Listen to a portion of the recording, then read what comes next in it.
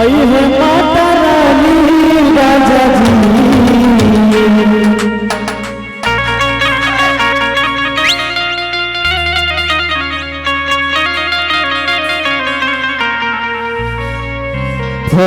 बाबा से पूछी कब ले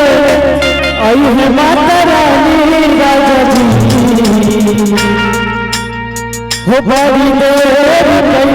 अम्बे नौले माता रानी राजा जी बड़ी देर अम्बे भवानी नौले माता रानी राजा जी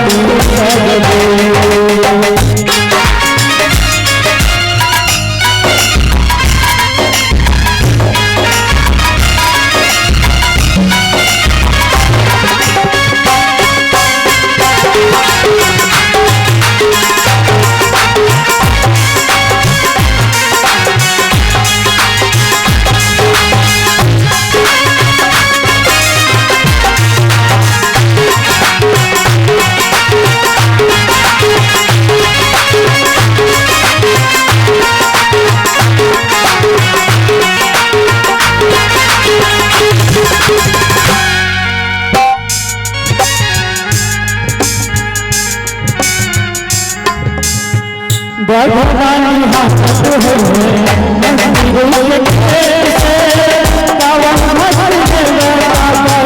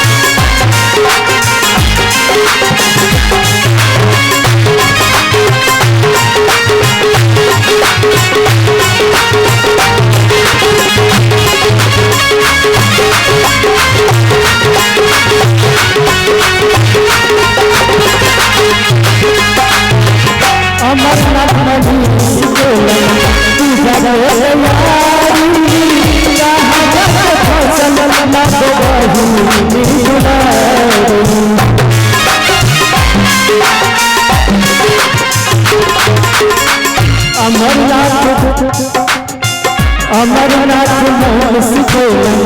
पूजा के तैयारी कहाँ जाके फसल ना बही दुलारी कब हो